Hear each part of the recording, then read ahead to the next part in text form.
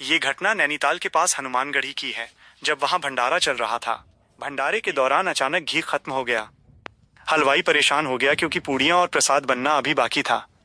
उस समय बाजार दूर था और तुरंत घी का इंतजाम करना नामुमकिन था। जब भक्तों ने महाराज जी को इस समस्या के बारे में बताया तो वे बिल्कुल विचलित नहीं हुए।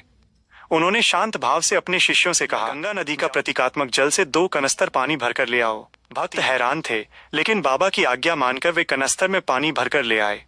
महाराज जी ने उस जल को छुआ और हलवाई से कहा, इसे कड़ाही में डाल दो और अपना काम शुरू करो। पूरे परिसर में घी की वैसी ही खुशबू आने लगी जैसे सामान्यतः आती है। उस पानी घी से सारी पूड़ियां तली गईं और भंडारा सफलतापूर्वक संपन्न हुआ। अगले दिन जब बाजार खुला तो बाबा ने भक्तों से कहा कि जितना पानी उन्होंने लिया था उतना ही असली घी लाकर वापस उसी जल स्रोत में डाल दें। बाबा का मानना था कि जो प्रकृति से लिया गया है उसे वापस लौटाना जरूरी है। भक्तों का मानना है कि बाबा नीम करोली के लिए कुछ भी असंभव नहीं था।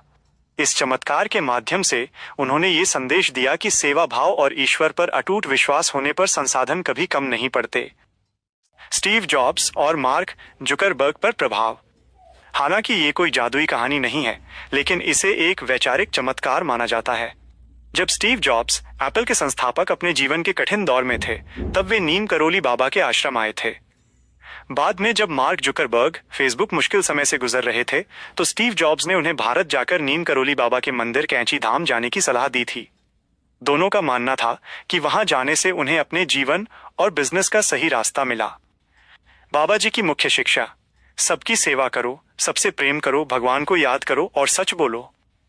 बाबा नीम करोली के चमत्कार आज भी उनके भक्तों के अनुभवों के रूप में सामने आते रहते हैं। वे अक्सर कहते थे कि वह कोई चमत्कार नहीं करते, ये सब ईश्वर की इच्छा है।